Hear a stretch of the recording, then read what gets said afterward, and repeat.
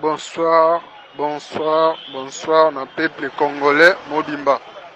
Bayo oyo bakoza occasion ya koyoka audio oyo kokanga motema te, publier message komisela baninga message. Ba malaria oyo eza kotumisa kisasa mobimba, typhoïde, kosu rime, angine oyo ebeti kisasa mobimba bandako nyonso ndako mobimba kobela. Ezali cause ya mai ya Régie des eaux. Mai ya Régie des eaux ezali mabe. Régie des eaux azana bakisi te ya kotiana ba mai. Ateka ba produit ezo petola mai mukie.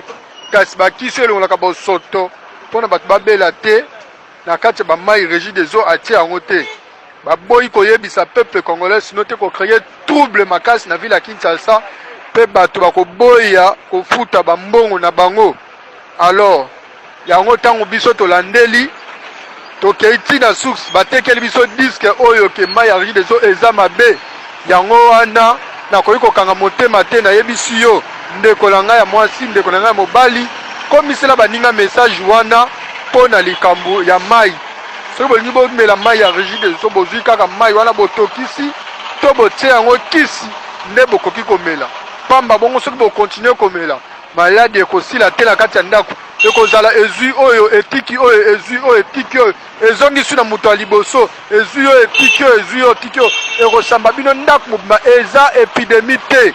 Soki ezalaki epidemie bolingaki boyoka kisasa bayebi makambu ya mambo ba epidemie makasi me balobelaki epidemie ezali boye boye boye. Bokeba to vaccin yango oyo bozwa mpona kokima epidemie.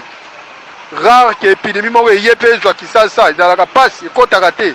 Soki ba malaria oyo efrappé, ba typhoïde efrappé, ba malade ebele efrappé Kinshasa, ezali cause ya ba mai oyo peuple congolais azali ko consommer mai ya Régie des eaux oyo la kimotema mabe ya ba autorité na biso ba livrer mai wana peuple congolais amela yango kaka na kontiwana pona ba maladie ezwa peuple congolais. Merci beaucoup.